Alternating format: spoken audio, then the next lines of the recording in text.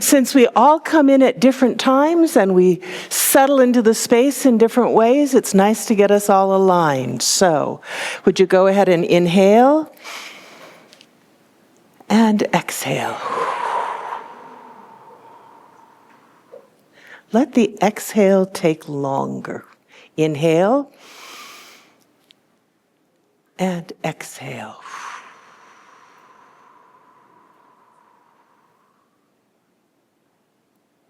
And one more. And exhale.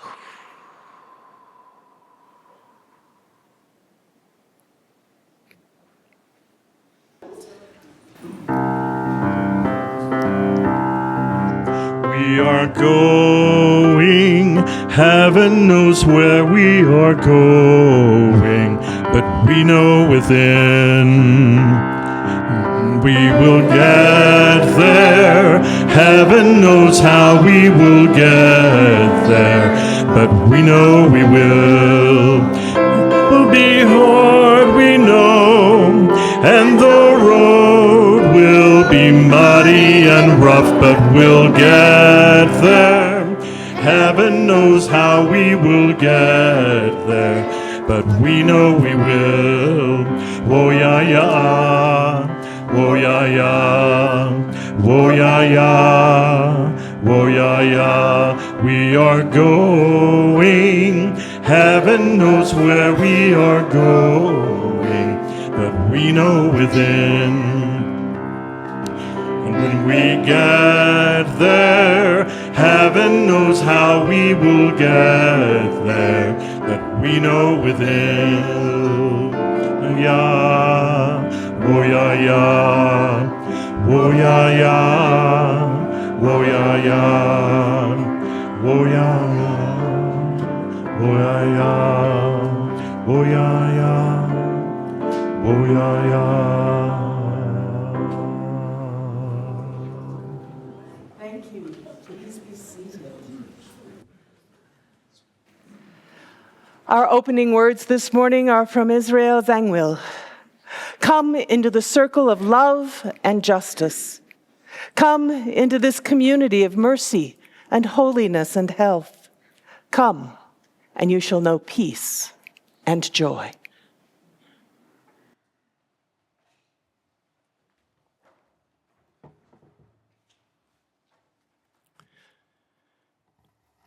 Our chalice lighting words this morning are from, or adapted from, Dr. Albert Schweitzer. At times, our own light goes out and is rekindled by a spark from another person.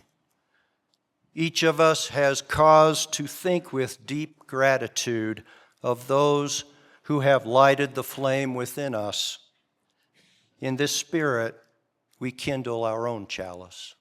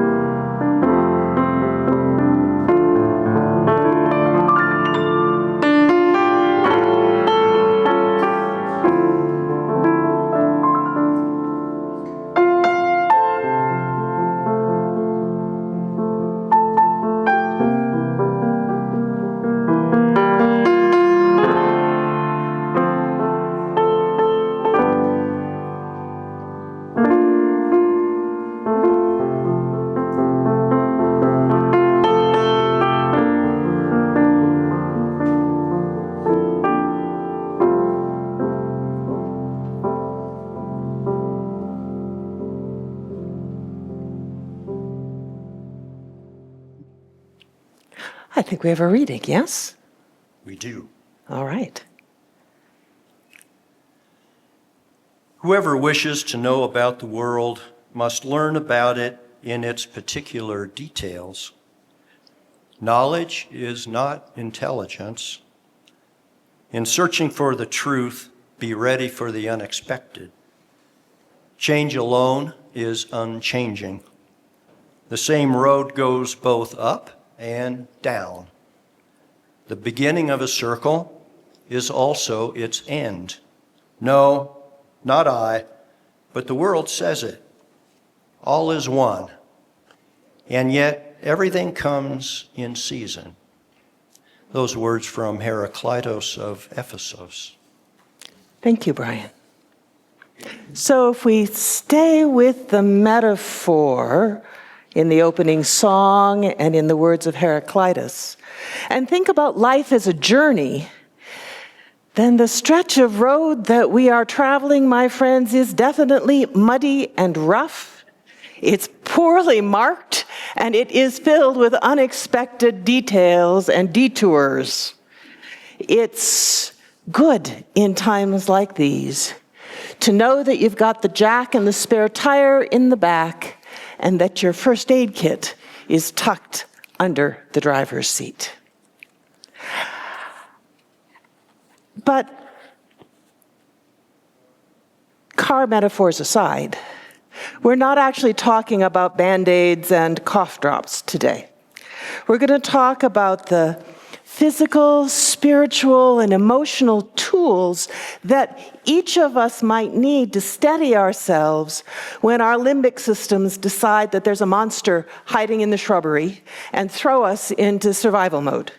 You know, you're driving home at the end of a long day and you're listening to NPR, and suddenly a news article comes on and your heart starts racing and your hands clench on the steering wheel and you want to swear really loud, or maybe without even realizing it, you're suddenly driving 85 trying to get away from that horrible news that's just come over the airways, or maybe you just want to pull over and start to cry.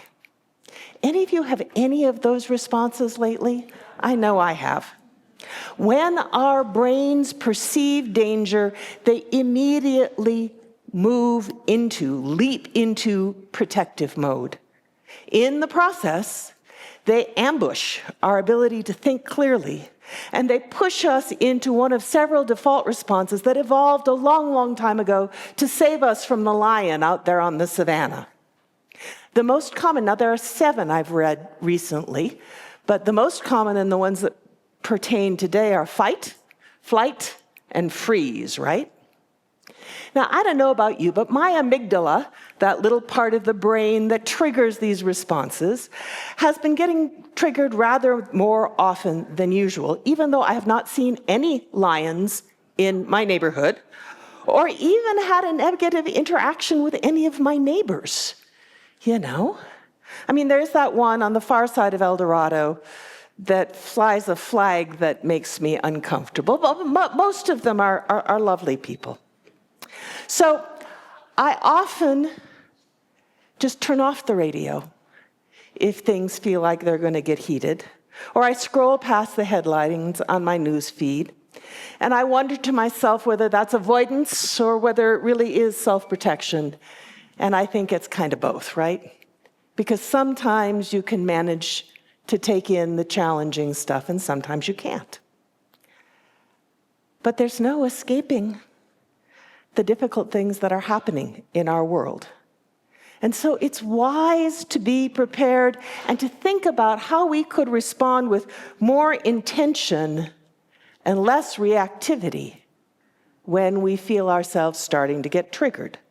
What do we do to regain that equanimity that John talked about a few weeks back? How do we get out of the default states that our brainstem and our amygdala seem to want to put us in? Now, There's a lot out there in the world about how you deal with stress and how you de-escalate your own emotional responses. And I've got a little book up here. It's the one in red. It's called Burnout, The Secret to Unlocking the Stress Cycle by Emily and Amelia Nagoski. And they suggest that the quickest way, when you realize that you've been triggered, the quickest way out of that is to actually do something. And they have some suggestions. If your default stress response, and we all have a preferred one, if your default stress response is to fight, to get out there spitting and to attack back, take some deep breaths, shake out your body, vacuum the living room, go for a run, move. You run away, run towards, but run. Get your adrenaline up and your heart beating. And then reach out and connect to a trusted friend or a family member, or go someplace where you feel safe. If your default response is flee, you're going to do those same three things in a different order. You're going to give in to your body's need to run away, and you're going to leave the room. Or look out the window if you can't leave the room. Or go for a walk or a run. And you're going to start breathing deeply. You're going to breathe. Get that oxygen in. Get your breath slowed down, right? Because when your body is highly activated and anxious, you breathe fast and shallow. And when you can get yourself to breathe slowly, you tell your body you're not in danger anymore. And then you connect to this moment and your embodied self, and you notice that you're safe, and you connect with someone you trust. Talk on the phone. Meet for coffee. Ask for a hug. Those things that tell your body you are safe. And if you are someone who is kind of a shelter-in-place response, a freeze, then you have to start by finding your way back into your body and noticing that you're safe. Reaching out to someone you trust and connecting, breathing deeply, and finally, because when you're in freeze, it's hard to move, only at the end of connecting and breathing do you try to move. Shake out your hands, stretch, walk around the room. There are lots of different ways to breathe, to move, and to connect. You can do them in whatever order feels right. Nothing complicated, just breathe and move and connect. So I'm going to ask Brian and Jill if they would hand out some little 3x5 cards and colored pencils. And I'm going to invite you to make yourself a little emergency first aid kit here for the times when you get overwhelmed. And you can put it anywhere you want. You could put it in your purse or your pocket. You could tape it on your steering wheel. You could put it in the first aid kit in your car. And that way, when you open up that first aid kit, this will be right on the top. And you're going to just write 3 words, or maybe you'll write more. Breathe, move, connect. Or, if you know yourself and that's not going to tell you what to do enough, choose how you like to breathe, how you like to move, how you like to connect. So you might write 3 deep breaths, or you might write sing along with the radio. You might write dance, get out of the car and walk around it 3 times. You might write, and that would be move. You might write call a friend, cuddle the cats, watch the light change and the sun move across the sky. The whole point of this little piece is to invite you to think about what you need to do to feel safe and centered when something in our larger environment starts triggering your anxiety. Okay? Brian, I'm going to come and take over for you because you have words to stay for our stones of conscience. So we're going to trade here for a minute. I'm a little slow. That's all right. Each Sunday, we place 4 stones in our chalice to help us remember the future we are working for. The mountain-shaped stone prompts us to imagine a world where this place in which we gather, called in Tewa Oga Poge, which means white shell water place, is cared for joyfully by the descendants of its ancestral occupants, together with all of us who have come to love it and dwell in it. May this geode inspire us to imagine a world where peace is endemic, where war is a thing from the distant past and understood as an acute and deplorable failure of the imagination. This ancient fossil-studded stone found in the area around Santa Fe helps us imagine a world thriving in the midst of climate change, a world where human participation contributes to a biosphere that is vibrant and diverse and deeply alive. There's a vein of quartz in this stone representing democracy.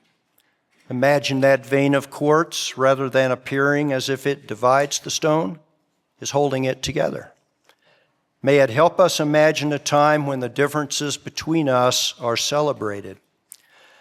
These dreams of respect and peace, of a healthy planet and a robust democracy become realities as we and other good-hearted people around the world work together to unravel racism, mend generational patterns of violence, practice the ideals of democracy, and learn to live peacefully and regeneratively upon our planet.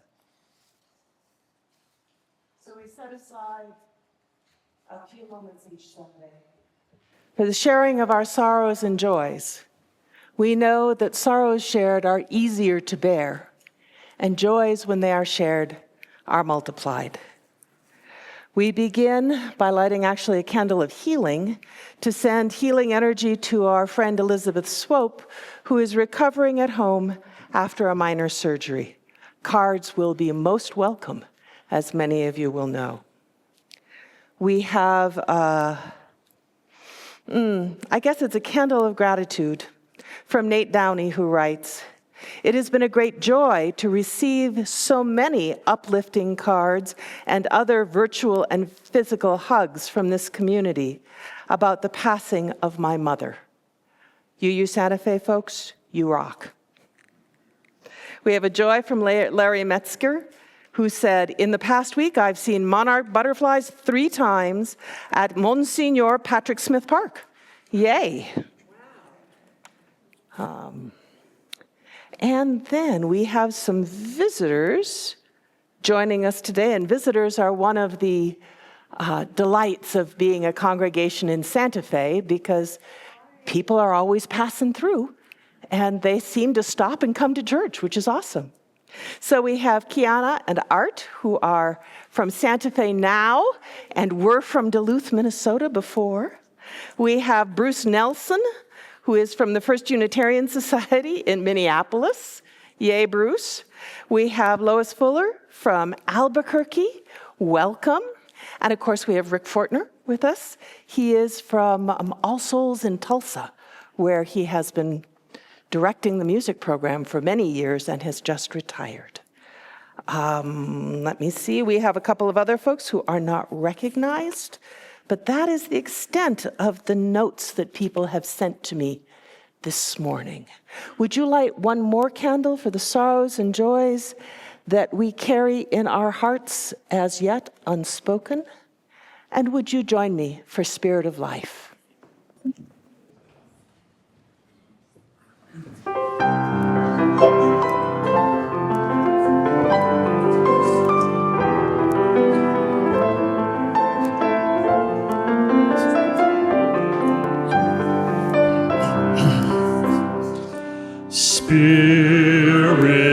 of life, come unto me. Sing in my heart all the stirrings of compassion. Blow in the wind, rise in the sea, move in the hand, giving life, shape of justice.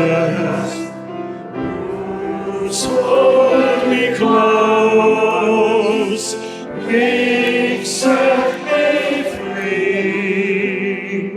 Spirit of life, come to me, come to me.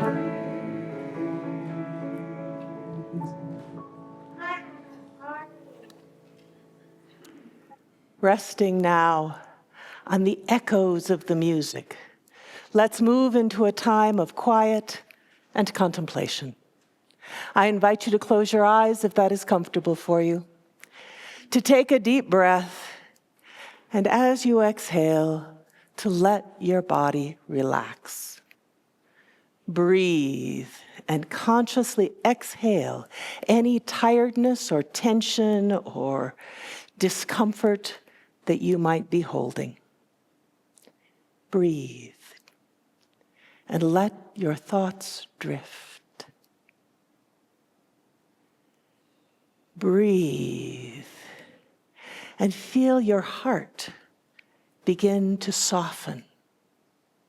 Let it open and unfold until it can contain all the sorrows and joys, all the anxiety and concern, all the beauty and love that flow through our lives as human beings. Breathe. Breathe. And as we rest together in the quiet, let yourself become aware of the other people in the room, of the energy that moves between us, of those who are watching online. And know that you are not alone.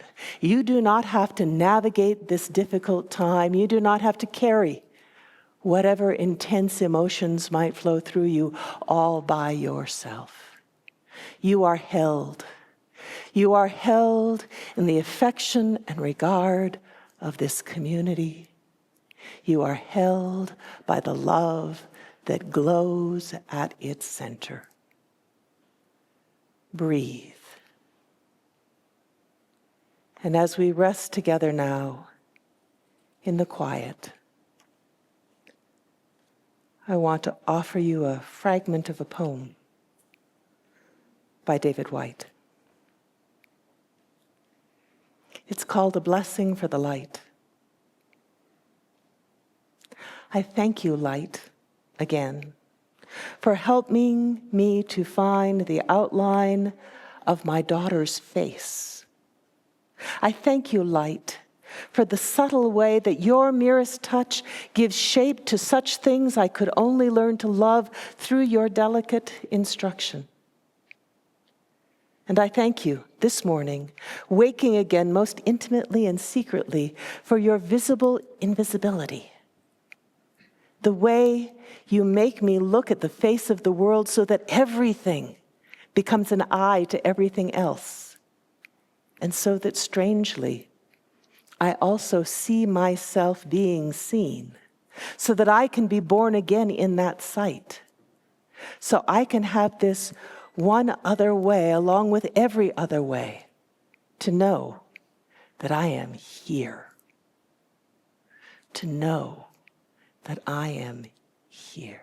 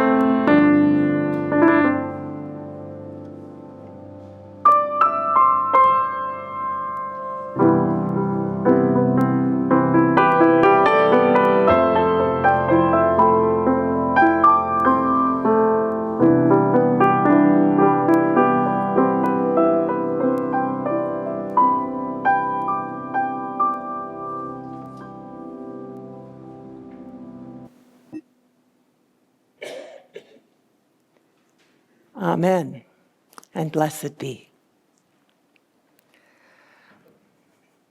So you will know from the meditation that there are at least two things that hold us that we can rely on. And one of them is our community of friends and beloveds and family. And one of these is this mysterious spirit of life and love, which we've put at the center of our faith tradition. And I thought that's where I was going in this next homily, but that's actually moved over to next Sunday, where it fits much better. And the piece I want to talk about now in the next 20 minutes or 15 minutes or so is, how do we connect to that? How do we connect to whatever it is that holds us? Because breathing is pretty easy. There are lots of tools out there for breathing. And moving is pretty straightforward. There are lots of different ways to move, little ones and vigorous ones, depending on how able we are in the moment. But how do we connect? Now, one of the things that's true about breathing and moving and connecting, all those practices in your first aid kit, is that you don't actually have to wait until you're feeling anxious and triggered and unsafe in order to practice them, right? You don't have to wait until you're upset to breathe. You're breathing every moment of every day and every night. And all you have to do is shift your attention when something happens. You don't need really to have lots of coaching on how to move.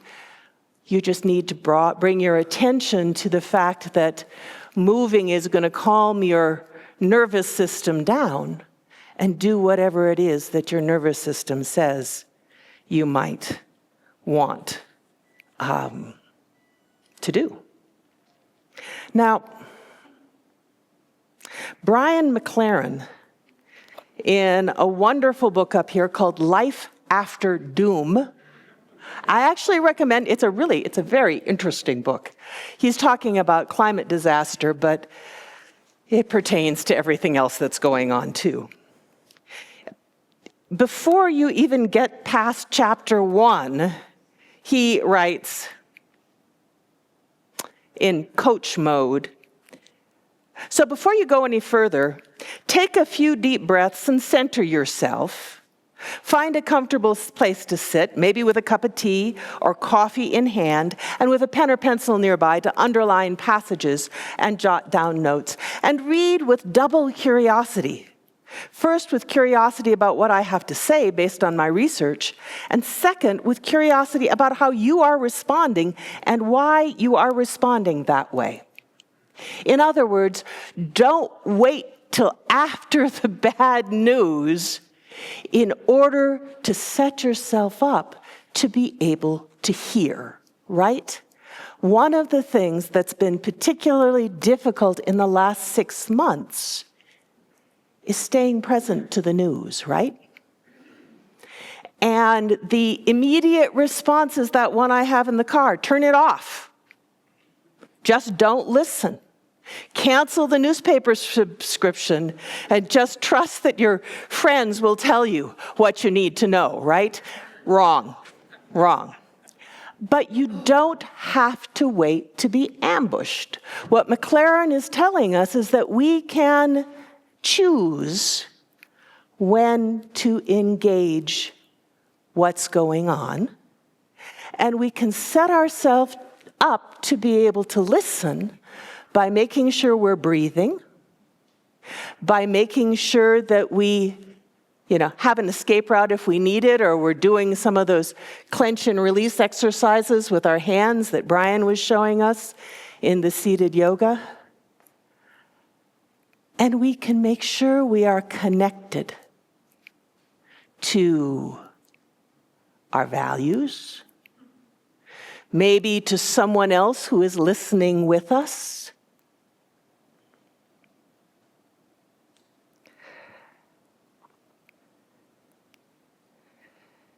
And actually, we shouldn't even wait until we're going to try and sit down and listen to the news or watch it on TV.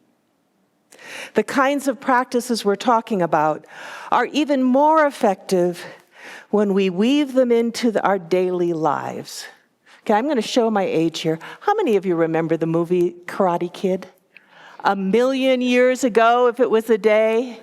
And you remember what? Yes, and Eva's doing it. Wax on and wax off. Over and over again until it became part of the kid's muscle memory, right? So that when the sensei threw a blow at him, what did he do? Wax on or wax off? He moved in those ingrained patterns instinctively. Breathe, move, connect.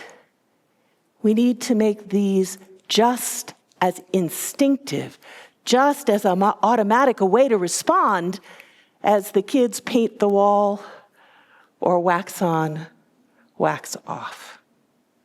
For people across the ages, faith traditions have actually provided the disciplines and practices, the ways to breathe and move and connect that people have reached for when they needed stability in a time of crisis. Familiar prayers and songs and rituals offered comfort. Stories and liturgies known by heart provided reassurance and continuity and a sense of your place in the larger order of things. Religious calendars wove people and their awareness into the natural world. Close-knit communities helped people to function and to do what they needed to do to make it through, and they still do. It's no surprise that every faith tradition we know about has movement practices, whether they are bowing or kneeling or hugging or holding hands. They have breathing rituals, maybe embedded in their singing, or prayers recited out loud, or readings from your hymnal. They have lots of different ways to connect to community, to oneself, to the natural world, and to the sacred that we hold at the center.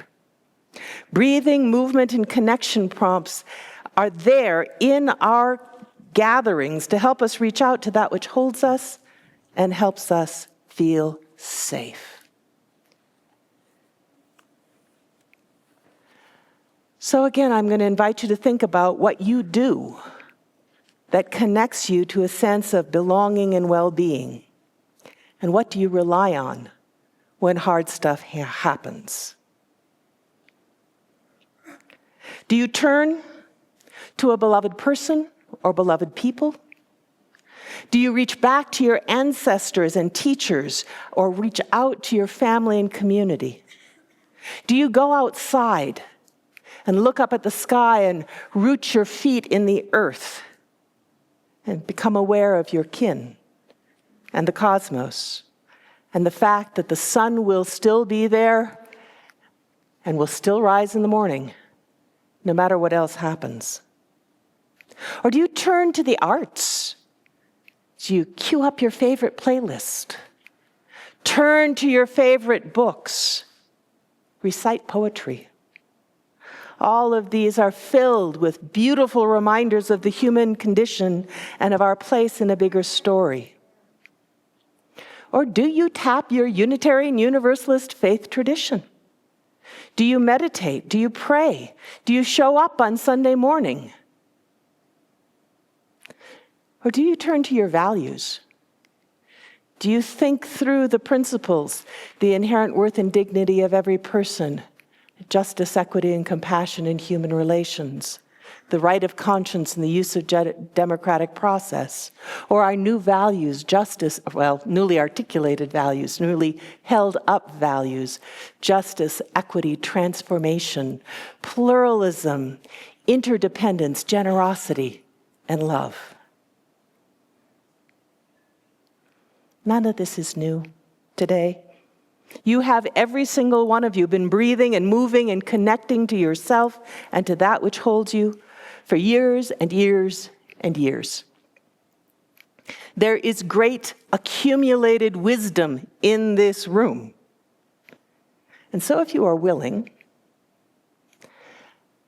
call to mind one thing that you do or one thing that you lean on in stressful times, and share that with someone sitting near you. I'm going to give you about 3 minutes. One thing that you do when you're stressed out that helps.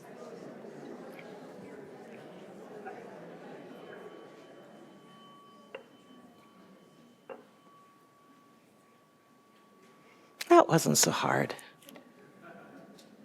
Okay, so what if, rather than reaching for your breath or moving your body or connecting with that which holds you only when you find yourself anxious and reactive, what if you do that every day?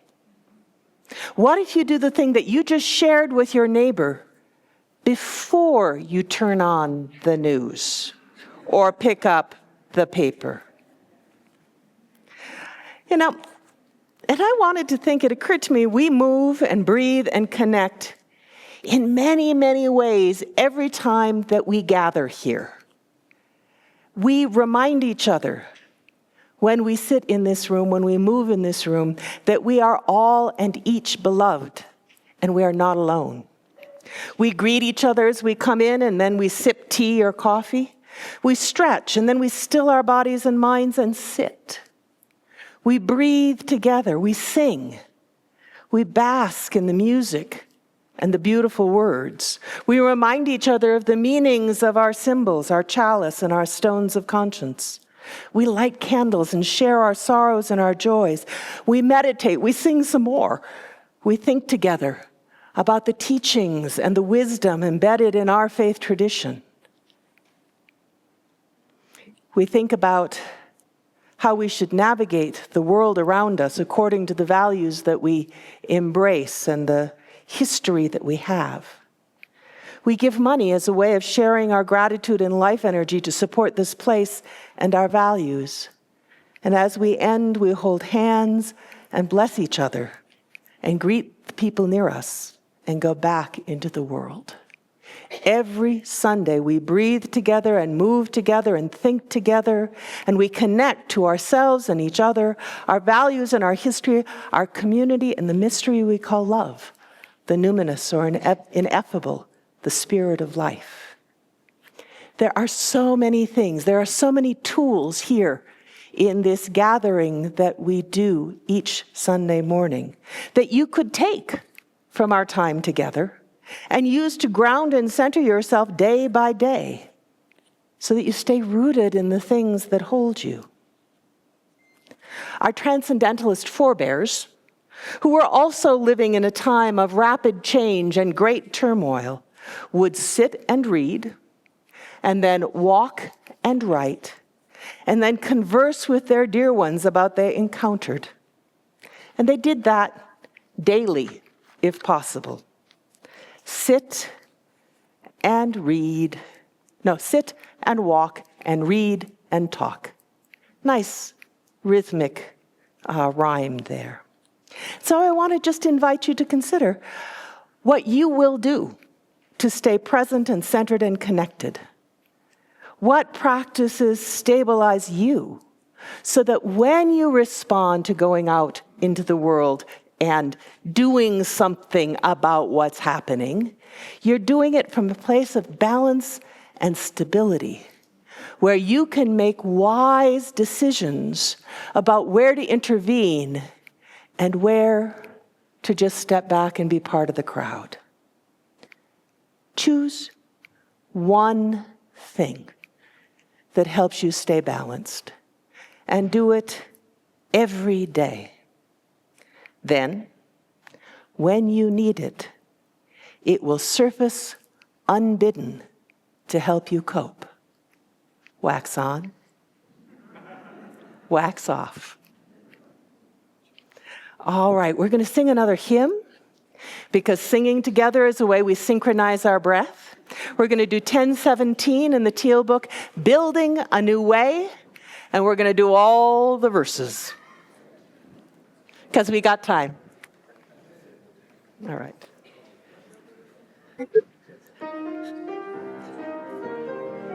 please stand. We are building a new way. We are We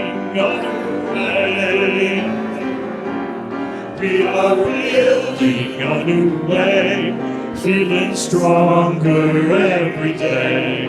We are building a new way. We are working to be free. We are working to be free. We are working to be free, hanging like just. We are working to be free. We can feed our every need. We can feed our every need. We can feed our every need. Start with love, that is the seed. We can feed our every need. Peace and freedom is our cry. Peace and freedom is our cry.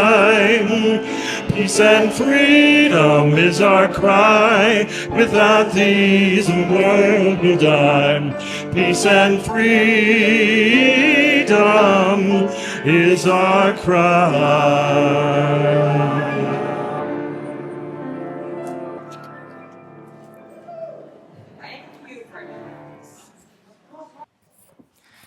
So I'm Roberta Armstrong, your board secretary this year.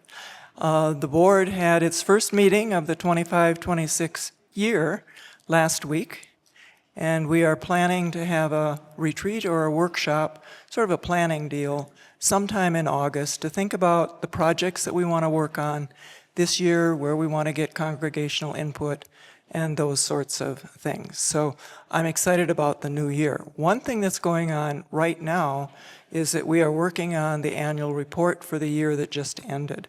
As a secretary, I have the pleasure of collating that little puppy and trying to find pictures that go with everything, but Doug will help me. But I am just so impressed as I see these reports coming in about everything we accomplished last year. It was really remarkable. So thank you all for your support, the things you do at church here, the volunteering, your financial contributions, and all of the things you do. Now we'll accept the morning offering. all right.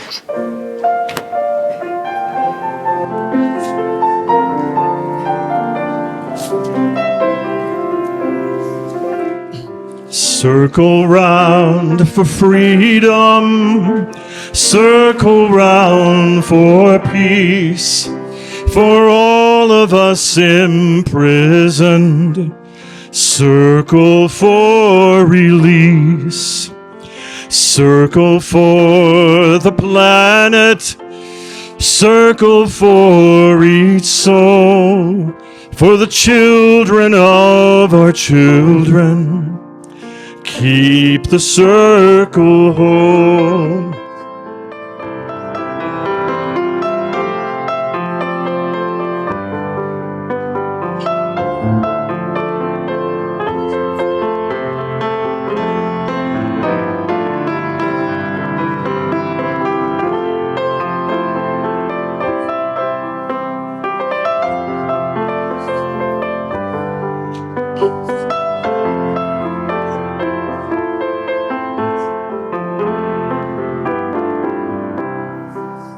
For the children of our children,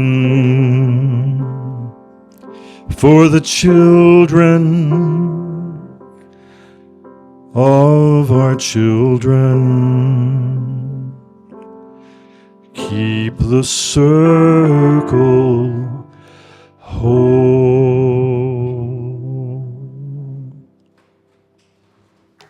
Thank you, Rick. It has been a joy having you with us this morning.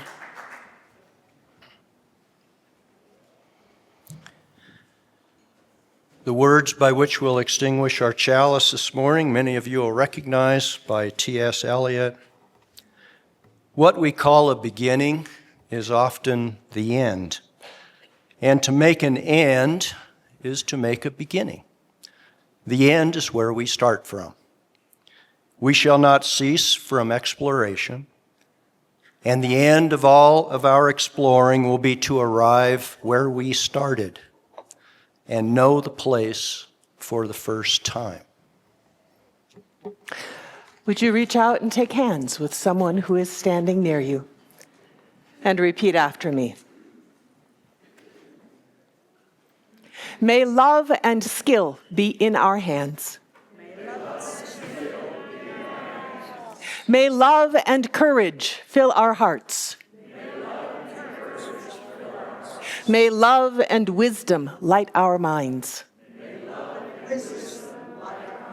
May love flow through us and walk among us. As we live our lives and work to heal our world.